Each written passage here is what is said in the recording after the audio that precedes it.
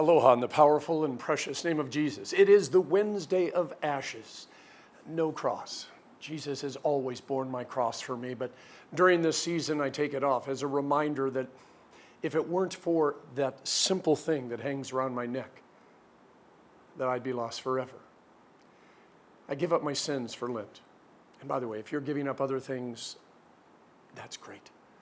But the one thing, the only real thing that you need to give up is your sins.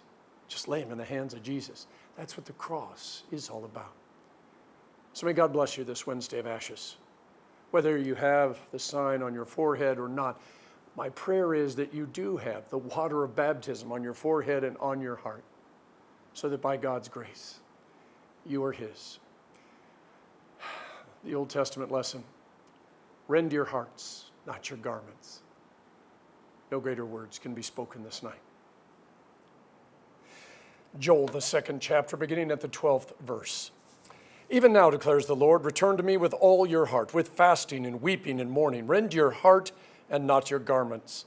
Return to the Lord your God, for He is gracious and compassionate, slow to anger and abounding in love, and He relents from sending calamity. Who knows, He may turn and have pity and leave behind a blessing, grain offerings and drink offerings for the Lord your God.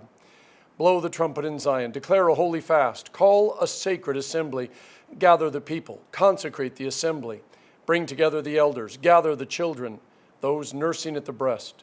Let the bridegroom leave his room and the bride her chamber. Let the priests who minister before the Lord weep between the temple porch and the altar. Let them say, spare your people, O Lord. Do not make your inheritance an object of scorn, a byword among the nations. Why should they say among the peoples, where is their God? This is the word of the Lord. Second lesson is Lamentations, chapter 5, beginning at the 19th verse. You, O Lord, reign forever. Your throne endures from generation to generation. Why do you always forget us? Why do you forsake us so long?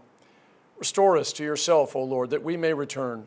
Renew our days as of old, unless you have utterly rejected us and are angry with us beyond measure. This is the word of the Lord. The third lesson from 2 Corinthians chapter 5, beginning at the 20th verse. We implore you on Christ's behalf, be reconciled to God. God made him who had no sin to be sin for us, so that in him we might become the righteousness of God. As God's fellow workers, we urge you not to receive God's grace in vain. For he says, in the time of my favor I heard you, and in the day of salvation I helped you. I tell you, now is the time of God's favor. Now is the day of salvation. We put no stumbling block in anyone's path, so that our ministry will not be discredited. Rather, as servants of God, we commend ourselves in every way, in great endurance, in troubles, hardships, and distresses, in beatings, imprisonments, and riots, in hard work, sleepless nights, and hunger, in purity, understanding, patience, and kindness, in the Holy Spirit, and in sincere love, in truthful speech, and in the power of God, with weapons of righteousness in the right hand and in the left, through glory and dishonor, bad report and good report, genuine, yet regarded as impostors, known, yet regarded as unknown, dying, and yet we live on, beaten, and yet not killed, sorrowful, yet always rejoicing, poor, yet making many rich, having nothing, and yet possessing everything. This is the word of our Lord. Let's pray. Heavenly Father, teach us to rend our hearts and not our garments. In Jesus' name, amen. We're going to spend our Lenten journey walking with Jeremiah, the weeping prophet, all the way through the book of Lamentations. A lament is a passionate expression of grief or sorrow. This is different from a dirge, which is a mourning for someone who has died. We lament the loss of our innocence, our way of life, our home. We lament changes that have taken place that tear at our very fabric of our being. A lament is about the way things used to be and the way that we wish they still were. And our lament is a prayer of hope that they will be again. A dirge is about a life that is no more, something that will not return and cannot be replaced. Lamentations was written by the prophet Jeremiah somewhere around 586 BC. This book is a three-way conversation between Jeremiah, the nation of Israel, and God. Your taste in music is unique, and if you're like most people, it's also complicated. I was thinking back to my childhood. The Jackson 5, Osmond Brothers, Three Dog Night, Linda Ronstadt, Chicago, Otis Redding, and thanks to my mom and dad, Steve and Edie Gourmet, and Harry Belafonte, and bagpipes. Yeah, bagpipes. Wasn't uncommon for me to wake up to that when my dad was home. Eclectic is the best word I can come up with to describe my vinyl, 8-track, and cassette collection. It was 1976. I went down to Peach's record store in Denver. I bought Linda Ronstadt's latest album, Hasten Down the Wind. I was 16. I drove a green Ford F-100. I worked at a gas station. I went home. I put side A right there on the record player. And I started listening. And the music was great. I expected it to be. But one song stood out. I played it over and over. I had no idea that it was actually a psalm.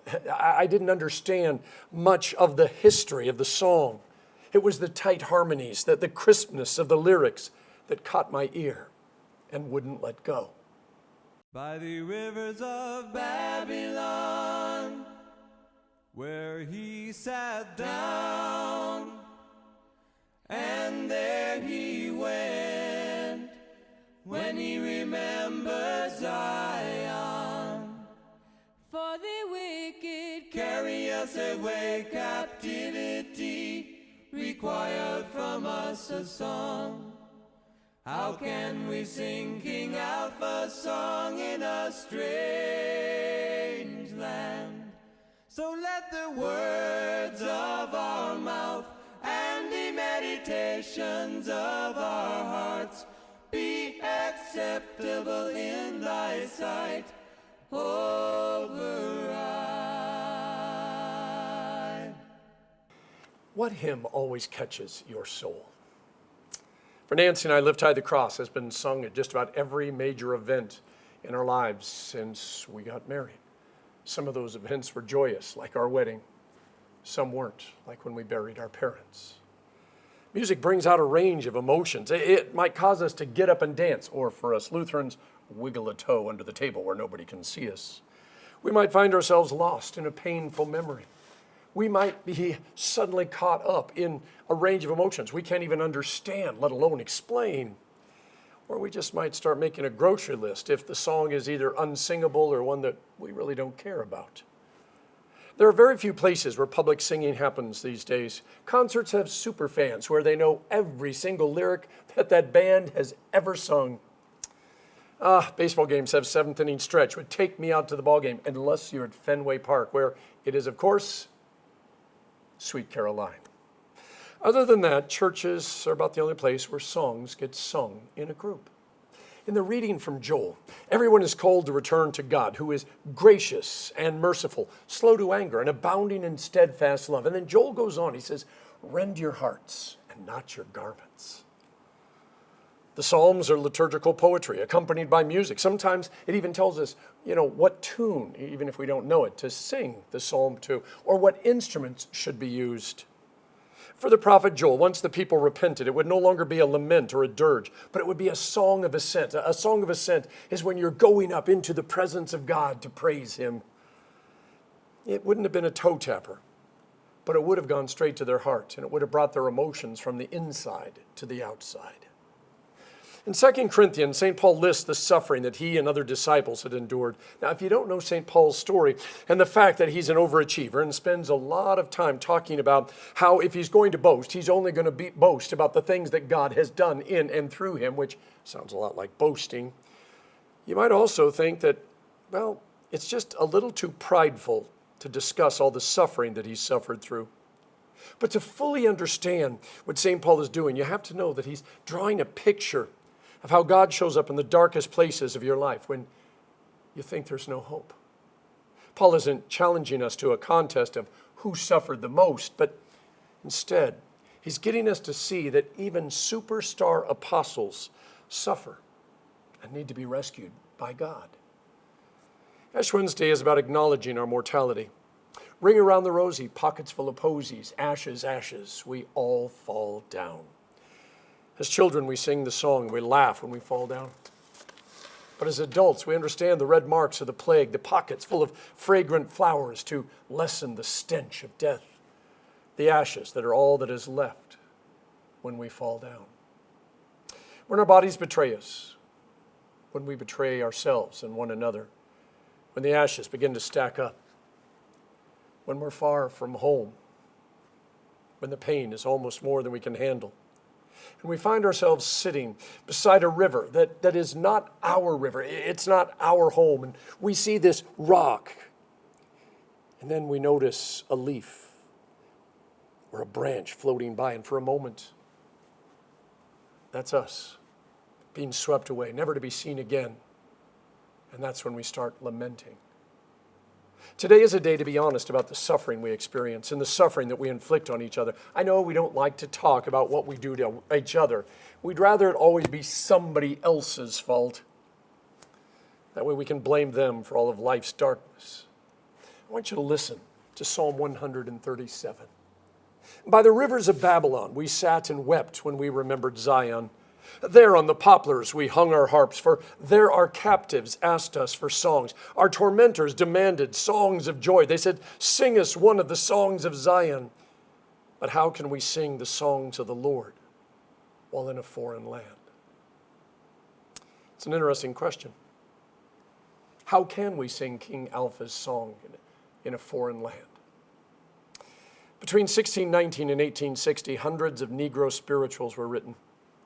And if you've studied the development of these songs, it's amazing. As the slaves were introduced to Christianity, they embraced the story of Moses, the escape from Egypt, the Babylonian captivity, and the eventual return to Jerusalem. They found a champion in Jesus.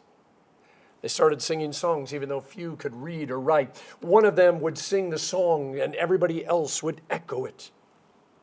Swing low, sweet chariot. Wade in the water. Go down, Moses. Jesus gonna make up my dying bed. These songs were about freedom, but it wasn't about them going back to Africa or about being released into this foreign society that had taken them captive.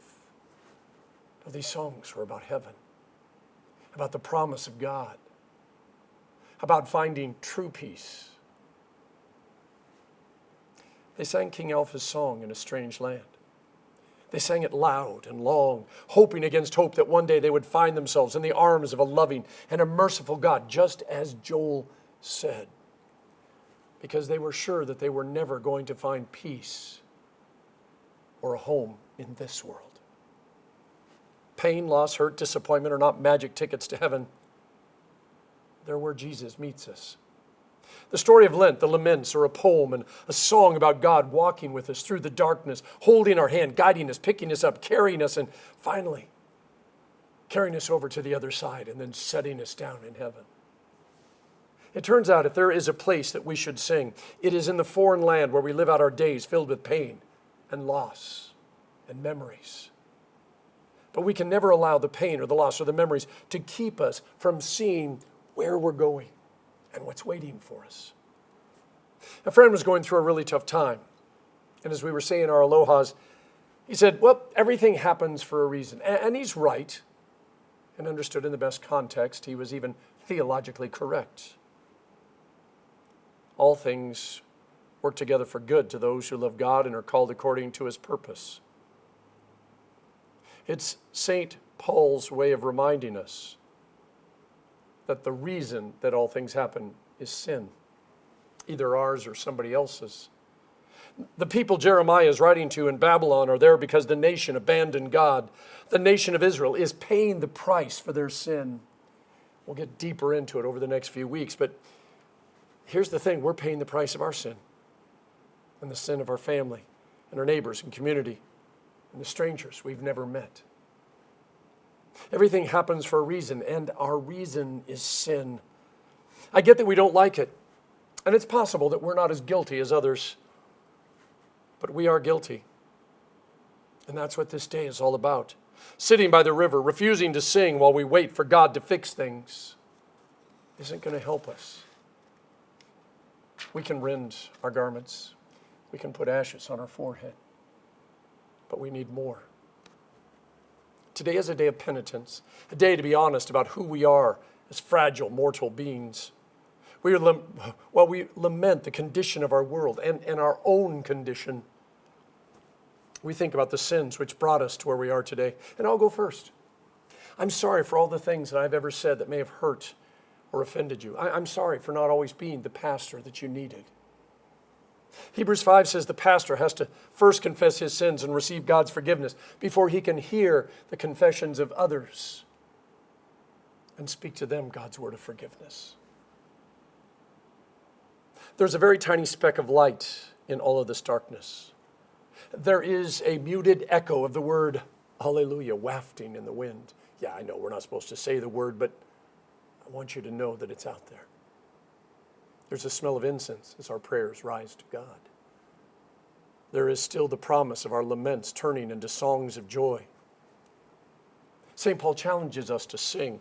Our songs will be sorrowful, yet always rejoicing. Songs of hope, laments that allow us to mourn, yet look to the heavens for our salvation. The ashes on our forehead are the ashes of our mortality and suffering and the death that sin brings upon all beings. But the ashes are also the promise that sin, death, and Satan do not and will never have the final word for those who believe. God meets our fragile humanity with grace, mercy, and steadfast love. He hears our songs and laments, and he points us to the darkest day in all of history where he lamented the loss of his only son, where he had to turn his face away because he could not stand to see what the sins of the world were doing to the one that he loved. He heard the laments of his son, and he could not answer him until death had been defeated, Satan had been conquered, and hope had been restored. Then God bellowed so loudly the stone was rolled away from the grave, and life came forth. Instead of Ring Around the Rosy tonight, it's far more fitting to speak the words of the Book of Common Prayer from 1549. For as much as it hath pleased Almighty God of his great mercy to take unto himself the soul of our dear brother or sister here departed, we therefore commit their body to the ground, earth to earth, ashes to ashes, in the sure and the certain hope of the resurrection to eternal life through our Lord Jesus Christ. It's the in-between time, the waiting time that's the hardest. But we can and will sing until the waiting is over. And the laments have turned into songs of praise. In the name of the Father, and of the Son, and of the Holy Spirit. Amen.